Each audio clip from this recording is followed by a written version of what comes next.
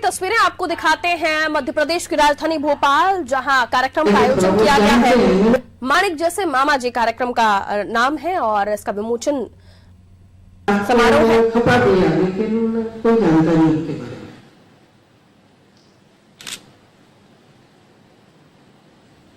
और वो धारा होने के कारण से थोड़ी समस्या रहती है। और स्वयं मामा जी भी उस धारा के थे, तो मामा जी का स्वयं का चिंतन भी वैसे ही था। सामान्य मनुष्य सोचता है कि भाई मरने के बाद कीर्ति जो है वो दिग दिगंत में अनंत काल तक बनी रहे मेरी। लेकिन जो समर्पित लोग रहते हैं, तो भारत में हो या बाहर हो, अंग्रेजी के बड़े प्रसिद्ध कवि हो गए अलेक्जेंडर पोप। मैं मरूं तो मरने के बाद जीऊं तो कैसे जीऊं और मरने के बाद कैसे मरूं। तो उस भावना को व्यक्त करते हुए और उन्होंने अंग्रेजी में उनकी कभी कविता उसमें 4 लाइन थी आखिर में कि late me live unseen unknown. जीऊं तो ऐसा जीऊं unseen unknown. 10 let me live unseen unknown, 10 unlimited let me die. मरूं तो चुपचाप चला जाऊं, पता भी नहीं लगे किसी को।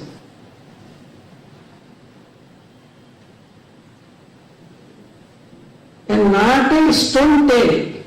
पश्चिम में चूंकि मरता आदमी तो फिर प्रतीक में कोई पत्थर रहता है जो बताता है कि फला फला व्यक्ति है।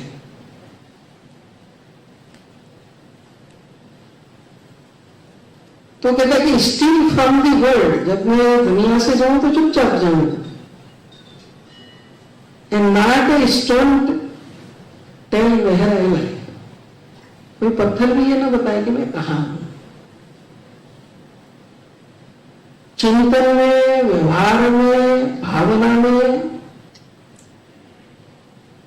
इस पंक्ति में जो भाव है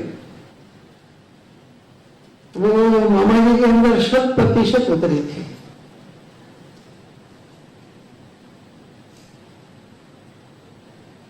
लेकिन फिर भी विचार, भावनाएं सभी अमूर्त होती हैं, अव्यक्त होती है, वो किसी माध्यम से व्यक्त होती है।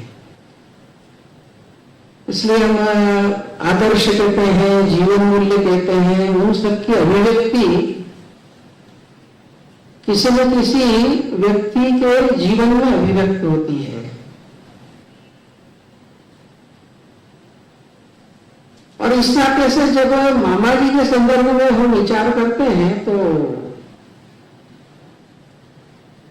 मैं एक अनोखा व्यक्ति इस नाते मामा जी ने भी कभी चिंतन नहीं किया। लेकिन जो भारत की सनातन विशेषताएं हैं, उन जीवन मूल्यों को, उन धारणाओं को, उन व्यवहारों को अपने जीवन में एक आदर्श के रूप में अभिव्यक्त करने वाले व्यक्ति इस रूप में वो रहे। और अपने समाज में ऐसा कहते हैं कि व्यक्ति एक संज्ञा है, नाउन है, लेकिन आदर्श उसके जीवन में इतनी प्रखरता से अभिव्यक्त होता है कि वो संज्ञा जो है वो विशेषण में परिवर्तित हो जाती है। नाउन जो है एडजेक्टिव बन जाता है। प्रतिज्ञा एक विशेष प्रकार का एक गुण है कि जीवन में दृढ़ प्रतिज्ञा रहना। लेकिन भीष्म नामक संज्ञा, नाउन जो है, उसने उसको ऐसा किया कि प्रतिज्ञा और भीष्म ये एक हो गए। इसलिए मैंने कहा कि नाउन और एडजेक्टिव एक हो गई है। इसलिए जहां भी शब्द प्रयोग होगा भीष्म प्रतिज्ञा, आइडियल क्या होगा तो बोले भीष्म प्रतिज्ञा है। तो वैसे ही माणिक चंद वाजपेयी नामक जो संज्ञा थी, नाउन था, राष्ट्र समर्पित जीवन, इस प्रकार के विशेषण में परिवर्तित हो गया है।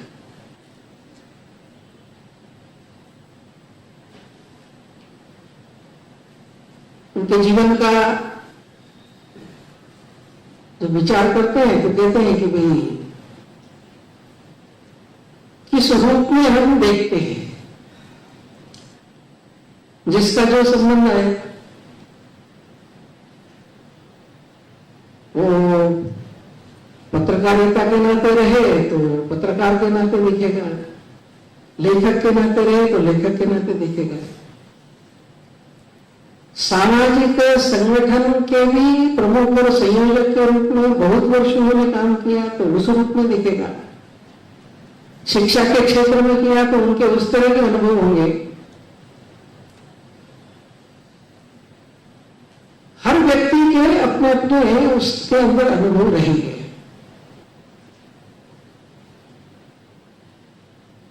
और इसलिए मैं समझता हूं कि माणिकचंद जी वाजपेयी मामा जी एक व्यक्ति भी थे, मामा जी एक विचार भी थे और मामा जी एक व्यवहार भी थे। व्यक्ति इस नाते से कहें तो जैसे जीवन यात्रा रहती है, जो किसी ने उल्लेख किया इस अंक में भी आप देखेंगे, सामान्य परिवार में जन्म लिया लेकिन उस जमाने के अंदर भी और अजमेर के इंटर बोर्ड में स्वर्ण पदक मिला,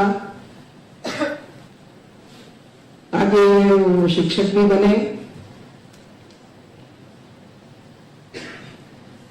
शिक्षा क्षेत्र में कार्य करने के लिए अन्य को प्रेरित भी किया, संघ से जुड़े तो संघ कार्य के विस्तार के लिए भी और कठोर परिश्रम किया। तो व्यक्ति कहीं ना कहीं किसी संस्था में जुड़ता है, किसी व्यवस्था में रहता है, किसी संगठन में जुड़ता है, लेकिन कुछ शाश्वत बातें रहती है तो कोई कहीं भी रहे, किसी भी विचार में, किसी भी संस्था में, समाज जीवन में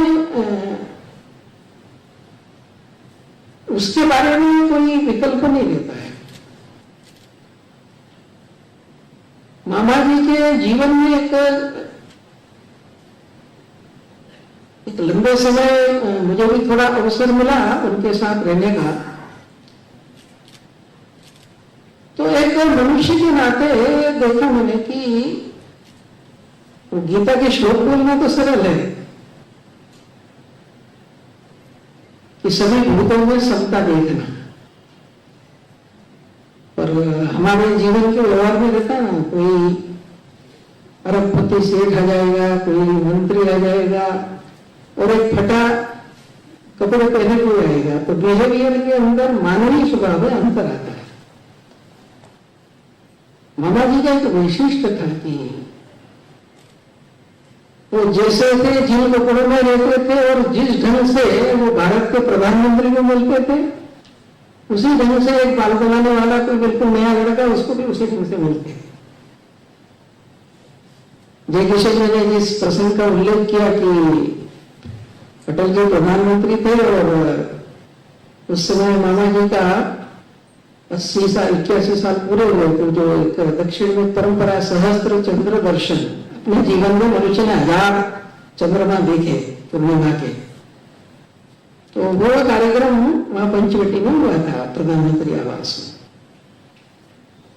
तो सुमित्रा महाजन राज्य मंत्री थी उस समय, मामा जी इंदौर में थे लेकिन मामा जी को इस रूप में भी नहीं देखा था। वहां जो बताया अटल जी का व्यवहार,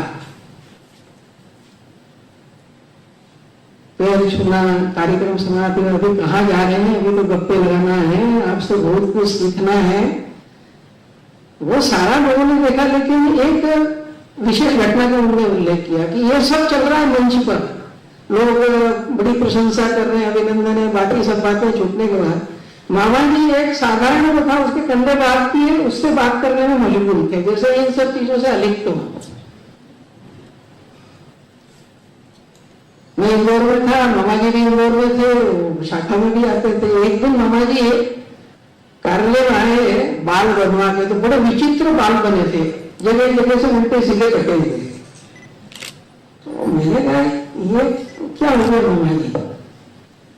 अरे बोले क्या करें, वो शाखा में स्वयंसेवक आता है, उसके पास तो बाल बनाने की दुकान तो है नहीं, तो सड़क किनारे 2 ईंट लगा के जो भी आता उठा करके करता है। अब उसको तो ट्रेनिंग लेना है, तो उसके पास कौन आएगा? तो मैंने कहा मेरे ऊपर ही ट्रेनिंग कर ले भाई। एक बार आया तो वो पहना है जो अंडरवियर का, पहले अंडरवियर पहनते थे वो पट्टे वाली, तो उसका वो एक बुशर्ट बना के, मैंने कहा कि आप क्या है बच्चों जैसा ये करके लाए, और क्या करें, बड़े प्रेम से दे दिया उसने, तो क्या उसका तिरस्कार करना। तो जो वर्णन किया नहीं किया उनका, लेकिन इन सब चीजों के कारण से उनके अंदर की जो ये थी, तो बड़े बड़े लोग उसकी जो मान्यता करते थे। इंदौर में तो उस समय नई दुनिया का ये था, और अभय सजलानी, राहुल बारकुटे, राजेंद्र माथुर संपादक थे।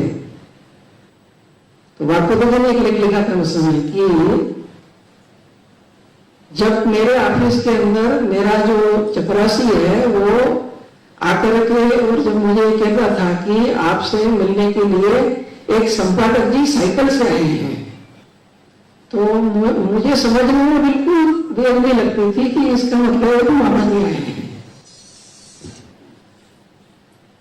विचारों से राजेंद्र माथुर, नई दुनिया और मामा जी एकदम दो धूर कहना चाहिए, लेकिन बारकुटे राजेंद्र माथुर दोनों कहते थे कि भाई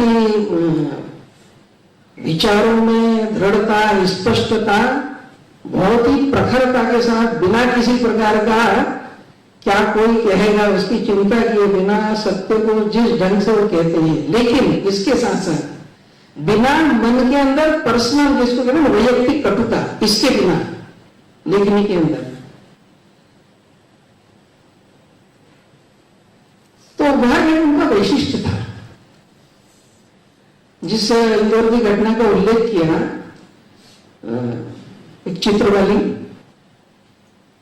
तो मामा जी भाषा में तो जानकार थे, हिंदी अंग्रेजी तो अच्छी थी ही उनकी, और मीसा में जब हम लोग बंद थे तो एक मौलवी साहब हमारे साथ थे, तो उर्दू भी उन्होंने अच्छी तरह से सीखी उस समय, वो मीसा के काम का एक सदुपयोग किया है। तो मामा जी एक अंग्रेजी शब्द प्रयोग करते थे उसमें कि भाई देखो, सोशल हाइजीन भी कोई चीज होती है। हम कभी कभी फिजिकल हाइजीन की चर्चा, शुद्धता की, बाकी चीजों की चर्चा करते, बोले ठीक है पत्रकारिता, लेकिन हमारे लाभ के लिए ये जो सामाजिक शुचिता का विषय है इसको उपेक्षित नहीं करना चाहिए। तो इसलिए मैंने कहा कि उनके जीवन के अंदर जो एक दिखाई देता है कि हर प्रकार से हरेक को उन्होंने बढ़ाने का काम किया, और इसलिए उनको विशेषण भी लोगों ने खूब दिए। किसी ने अजात शत्रु कहा, किसी ने प्रखर चिंतक कहा, किसी ने प्रखर लेखक कहा, किसी ने पत्रकारिता की पाठशाला कहा। लेकिन जिसको कहते हैं कि एक तरह से आज उस मामा जी की पत्रकारिता की पाठशाला में पढ़ करके विकसित हुए और आगे चलकर देश की अनेक पत्र पत्रिकाओं के अंदर जो स्थापित हुए, ऐसे अनेक लोगों के पास उनके अनेक संस्मरण हैं। वो वेद प्रताप वैदिक होंगे, वो आलोक मेहता होंगे, वो गिरीश उपाध्याय होंगे। गिरीश उपाध्याय कहते हैं कि जब मेरे को लिया तब हिंदुस्तान समाचार से जुड़ा, तो क्या करना है, तो एक मशीन के पास लेंगे, उसमें से रोल में कागज निकल रहा, तो बोले इसको फाड़ना और फिर शीर्षक भाई व्यवस्थित करना। तो मैंने कहा ये काम तो कोई भी कर सकता है, सोचा मैंने यही क्या दिया। पर जब मैं देखने लगा तो धीरे धीरे ध्यान में आया कि वो खाली कागज ही नहीं रहता है, उसके अंदर खबरें रहती है, और इसलिए इसके माध्यम से मुझे खबरों के विश्लेषण, वो किस क्षेत्र का क्या है, इसमें मेरा डेवलपमेंट।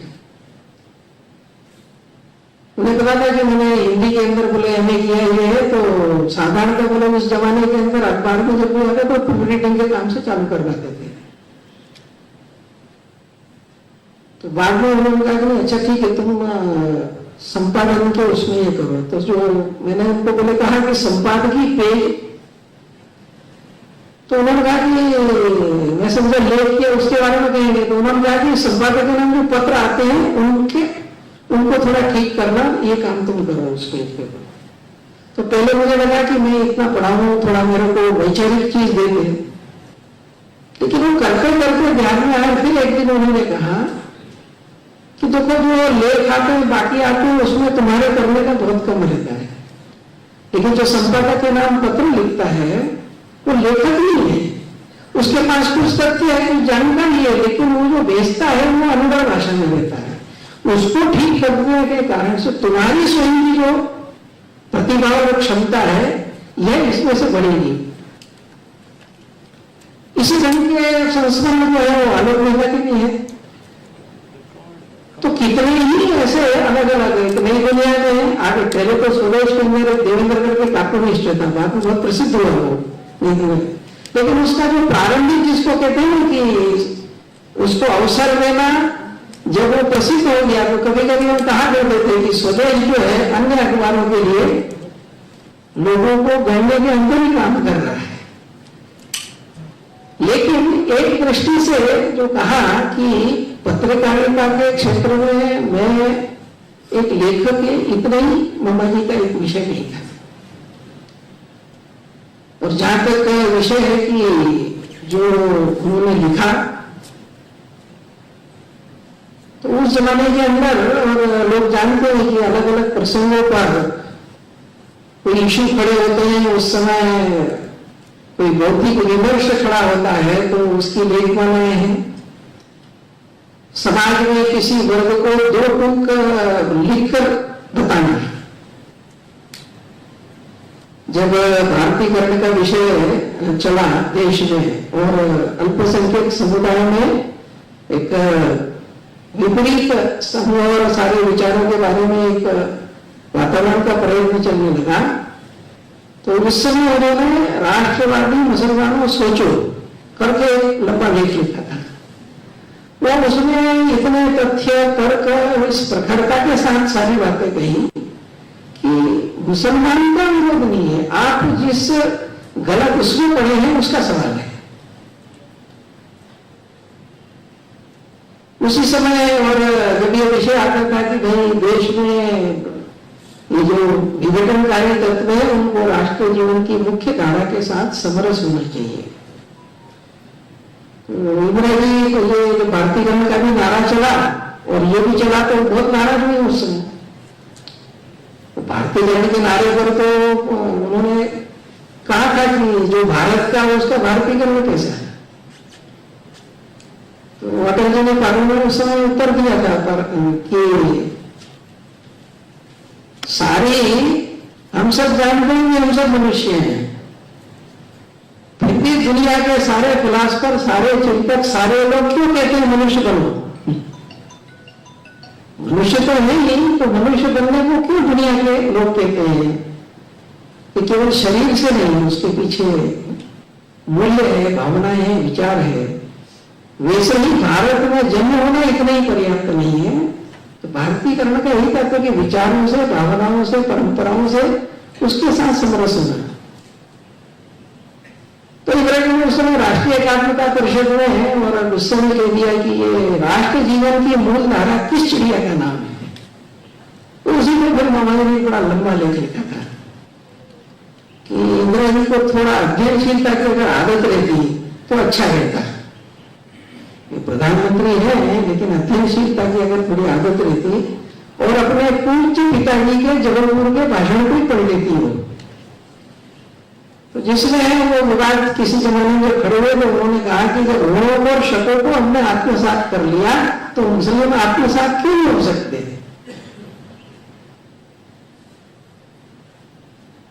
तो चाहे उस समय का प्रसंग हो या समाज के अंदर और जीवन मूल्यों को लेकर के जब क्षरण प्रारंभ हुए और धीरे धीरे पत्रकारिता में भी ये बातें आने लगी, संसाधनों में भी आने लगी कि जब नैतिक मूल्यों के थोड़े क्षरण होते हैं तो फिर वो चाहे विज्ञापन के रूप में हो चाहे कहानियों के रूप में हो, फिर जीवन में स्वैराचार बढ़ने लगता है। तो फिर अश्लीलता, उसके भी तर्क, ये सब चलने लगे और उन सब के अंदर हम कुछ कठोर कदम उठाएंगे जिनके पास कदम उठाने की जिम्मेदारी है। 77 के बाद जनता पार्टी की सरकार बन गई थी और अडवाणी जी सूचना प्रसारण मंत्री बन गए थे, तो स्वाभाविक रूप से एक अपेक्षा रहती कि भाई अभिव्यक्ति की स्वतंत्रता ठीक है, लेकिन इसका अर्थ समाज के अंदर और स्वैराचार बढ़ाने की छूट ये नहीं है। लेकिन उसमें हम करने के पहले ये जो भवंडर खड़ा होता है विरोध का, उस डर के मारे कोई स्टेप ही न उठाए, तो उनको भी सावधान करते हुए एक लेख था उनका उस समय कि फिर नाविक बनने का औचित्य क्या है। अगर आप नाविक बने हैं तो नाव को द्वंद्वों से पार कर किसी जगह ले जाने के लिए बने हैं। और एक जिसको कभी कभी कहते हैं कि फ्यूचरिस्टिक जो है, इस पांचजन्य के संकलन में बहुत सारी बातें थी, पर वो भी अगर संपादकीय देते कि आपातकाल जब 26 जून का लगा, उसके शायद 2 दिन पहले, उस समय तो किसी को स्वप्न में कल्पना नहीं थी, स्वदेश का उनका संपादकीय है। उसमें आपातकाल की घोषणा के बाद जो जो हुआ है, ये होने वाला है, ऐसा पूरा वर्णन है। सब तैयार हो जाओ, काली अंधेरी रात आने वाली है, सारे मुंह बंद कर दिए जाएंगे, सारे लेखक के ऊपर कलम के ऊपर पहरे बैठ जाएंगे, एक एक चीज जो लिखी है समझ में थे। तो जब ये लगा और तुरंत सेंसरशिप जारी हुई और जो दृश्य खड़ा हुआ, तो ऐसा लगा, और उसका एक ही कारण लगता है कि वो जीवन ऐसा था जिसके स्पंदन जो है वो एक समाज जीवन के प्रवाह के साथ एक रूप थे। और इसलिए समाज में कुछ अच्छा हो रहा है, कुछ बुरा हो रहा है, कुछ ये होने वाला है, उसकी शायद एक आभास कहिए, उसकी एक जो अनुभूति कहिए, वो हो जाती है। और इस दृष्टि से एक उनका जो एक ये स्वरूप था, जैसा कहा कि उनकी जब तक वो पत्रकार के रूप में रहे तो संपादकीय के रूप में, लेखमालाओं के रूप में, और उनका एक बृहद लेखन रहा। लिखने वालों को तैयार करने की वो पाठशाला का रोल भी करते रहे, और सभी प्रकार का एक तरह से अपनी बातों के ऊपर दृढ़ रहते हुए, अभिव्यक्ति में दृढ़ रहते हुए, सभी विचारों के लोगों के बीच, वो चाहे राजनीति को, यानी जब वो सामाजिक क्षेत्र में आए तो वो कांग्रेस के सुरेश सेठ हो या अन्य भी कोई भी, और कांग्रेस के उस समय के जो प्रमुख नेता थे, इंदौर में महेश जोशी थे, इन सबको डायरेक्ट संघ के तो नहीं, पर संघ विचार के जो अन्य सामाजिक संगठन है, उनके मंचों के ऊपर उनको ले जाते थे। तो एक उनका एक वैशिष्ट्य था कि ये जो भाव है, ये जो विचार है, जिसमें से देश का भविष्य होना है, उस संदर्भ के अंदर और जो उनके जीवन की जो दृढ़ता थी, जीवन की जो सरलता थी, और एक मनुष्य के नाते उनके जीवन के अंदर जो सभी के प्रति समत्व भाव था, इन सब चीजों के कारण से समाज जीवन के सभी प्रकार के लोग उनके साथ में करते थे। स्वाभाविक रूप से, और ऐसे प्रसंगों पर जैसा मैंने कहा कि व्यक्ति इस नाते से तो उनकी भी कभी इच्छा नहीं थी, लेकिन जैसा मैंने कहा कि अव्यक्त तत्व व्यक्ति के माध्यम से अभिव्यक्त होता है, और इसलिए आने वाले समय के अंदर ये जो 3 बातें मैंने कही है, उसके कुछ प्रसंग आपके सामने रखे, एक व्यक्ति के रूप में, एक विचार के रूप में, और एक व्यवहार के रूप में। यह आने वाले समय के अंदर भी और समाज में इसकी व्याप्ति हो, इस नाते से उनकी जन्म शताब्दी के प्रसंग पर हम चिंतन करें। एक तो आखिरी बात कहकर मैं अपनी वाणी को विराम दूंगा।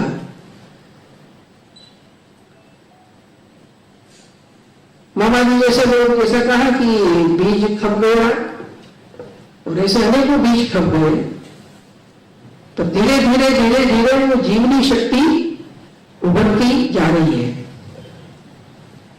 और इसलिए ऐसा कहते हैं कि जब ये संघर्ष चलता है तो प्रकृति में हम देखते हैं कि विजय किशन जी ने कहा कि दिया जब बुझता है तो वो जरा ज्यादा तेज होती है। तो परिवर्तन जब निकट आता है तो विपरीत धाराएं जरा ज्यादा प्रबल दिखाई देती है। लेकिन हम सब जीवन में देखते हैं कि जब पतझड़ के दिन आते हैं तो हमारे घर के सामने जो झाड़ है रोज फटक खोलकर देखते हैं तो हर आने वाले दिन में ज्यादा से ज्यादा पीला होता जाता है, सूखता है और जल जाता है। लेकिन हम कभी निराश नहीं होते, क्योंकि हम सबको पता है कि ये बाहर से दिखने वाला पहलू है। लेकिन हवा, पानी, मिट्टी, नीचे का जीवन रस, उससे एक जीवनी शक्ति नए जीवन के लिए वो पेड़ में बढ़ रही है। ये संघर्ष है उस जीवनी शक्ति का और ये सुखाने वाली कर्म शक्ति का। ये संघर्ष चलते चलते एक पॉइंट आता है, जब पतझड़ का अंत आता है तो हम देखते हैं कि पत्ता झड़ता है, लेकिन अगले ही दिन नई हरी ऊपर फूटती है। इन सब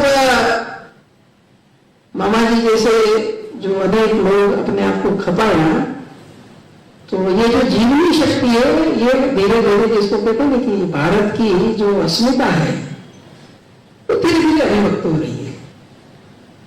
इस जीवनी शक्ति की प्रबलता बढ़ाकर ये पीले पत्ते झरे और भारत का जो धर्म, संस्कृति, परंपराएं विश्व कल्याण के लिए उपयोगी है, उसके नए हरे पत्ते फूटे, इसके लिए प्रयत्न करने की आवश्यकता है। और ये जो विचार करेंगे तो ये आता है कि अपने देश में एक लंबे समय से जो संघर्ष चल रहा है वो संघर्ष कॉन्सेप्ट विचारों का है, अवधारणाओं का है। कॉन्सेप्ट क्या है? विचारों का है। वो संघर्ष व्यवस्थाओं का है, कौन सा सिस्टम होगा, सिस्टम की शैली क्या होगी। वो संघर्ष जीवन मूल्यों का है। अब एक अवधारणा, एक विचार, एक जीवन मूल्य, एक व्यवस्था ऐसी है जिसकी जड़ें पश्चिम की मिट्टी में गड़ी हुई है, और एक अवधारणा, एक विचार, एक व्यवस्था, एक जीवन मूल्य ऐसा है जिसकी जड़ें भारत की मिट्टी में गड़ी हुई है। मामा जी ने अपना सारा जीवन भारत की मिट्टी से जुड़े व्यवस्था, जीवन मूल्य, विचार, अवधारणा को प्रबल करने के लिए दिया। और इसमें जैसे हर चीज के संदर्भ में विचार करने की आवश्यकता है। अवधारणा का मैंने कहा कि जो लोग बोलते हैं कि भारत सनातन प्राचीन राष्ट्र है, तो उनको तमगा लगा देगी कि ये कम्युनल है। और जो कहेगा कि काफिले आते गए और कारखाना बसता गया, तो ये सेकुलरिज्म है। जो छोटी छोटी आइडेंटिटियों को लेकर के लिखते हैं, व्यवहार करते हैं, सामाजिक आंदोलन करते हैं, राजनीति करते हैं, वो सेकुलर है। और जो हिंदू समाज की बात करता है तो कम्युनल है। एक बार मुरली मनोहर जोशी को पूछा था ये सेकुलर और राष्ट्रीय अपना कम्युनल, इसका क्या, इसका आखिर मापदंड क्या है? अरे बोले बड़ा सिंपल है, सारे इंटेलेक्चुअल जगत में बोले जो प्री इस्लामिक चर्चा करता है वो कम्युनल है, और जो बात की चर्चा करता है वो सेकुलर है। ये जो एक विचित्रता ही देश के अंदर एक आ गई। इसलिए मैंने कहा कि भारत क्या है, भारतीय समाज क्या है। एक पश्चिम में साइंटिफिक अध्ययन के नाम पर कुछ निकष बना दिए, और उन निकषों के आधार पर हजारों साल का भारतीय समाज का साहित्य क्या कहता है, परंपराएं क्या कहती है, कोई उसको देखने को नहीं देगा। एक गोंड का आंदोलन चलता है तो चलेगा हमारे आइडेंटिटी वगैरह, कोई भी देखता है कि 700-800 साल पुराने गौड़ राजाओं के जो पत्रे हैं, जिसमें उन्होंने जागीरें दी होंगी, जिसमें उन्होंने निर्देश दिए हैं, वो ऊपर लिखते हैं सबसे पहले श्री गणेशाय नमः या जय श्री राम। लेकिन आज का सारा विमर्श बौद्धिक देखेंगे तो जैसे इससे हमारा कॉन्सेप्ट ही नहीं है। तो 700 साल पहले वो ज्यादा जानता है कि आज का जानता है। इसलिए मैंने कहा कि ये कॉन्सेप्ट्स और विचारों के विश्लेषण के नाम पर ये एक अपने आप में बड़ा बैटलफील्ड है। जो सिस्टम से है, भारत की सारी परंपरा का एक बेस रहा पारिवारिक भाव। अलग अलग समूह रहेंगे, ग्रुप्स रहेंगे, संस्थाएं रहेंगी, लेकिन इंटर रिलेशन जो है उसका आधार संघर्ष नहीं है, उसका आधार पारिवारिकता है।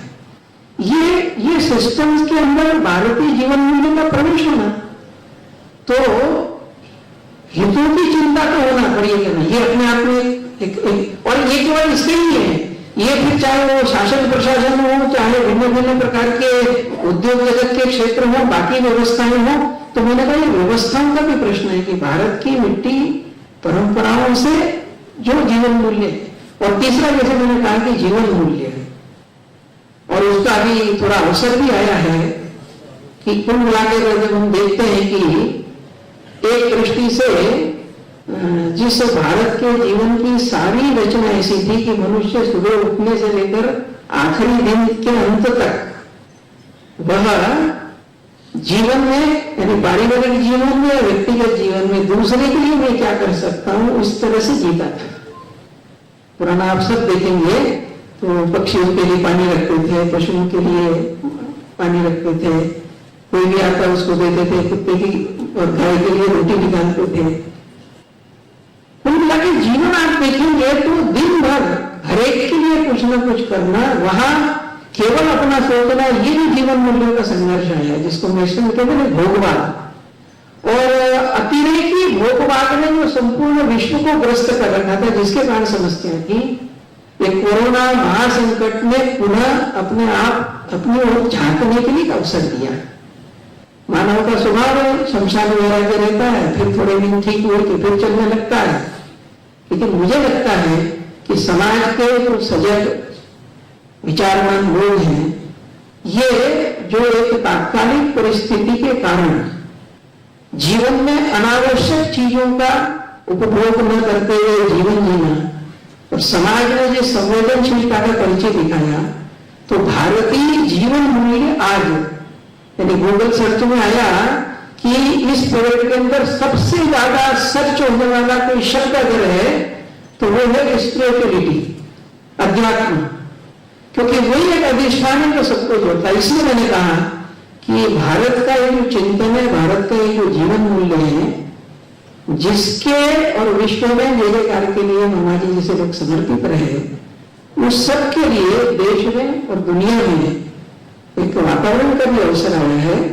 तो मुझे लगता है कि हम सब लोग आज जो यहाँ उपस्थित हैं, मामा जी के उस समर्पित जीवन से, उनके जीवन के आदर्श से, उनके जीवन की घटनाओं से और एक प्रेरणा लेते हुए आने वाले समय के अंदर, जैसा मैंने कहा कि व्यक्ति नाते से उनकी प्रशंसा करें, इसकी उनको कोई इच्छा नहीं थी, लेकिन जिस ध्येय के लिए वो जिए, हम सब लोग आने वाले समय में भारत का समाज विश्व के कल्याण के लिए सक्षम बने, उस नाते से और आने वाले समय के अंदर अपनी सामर्थ्य का उपयोग करें और मामा जी की प्रेरणा हम सबको इसके लिए प्रेरित करें। इतना ही निवेदन करते हुए आप सबका आभार मानते हुए मैं अपनी वाणी को विराम देता हूं।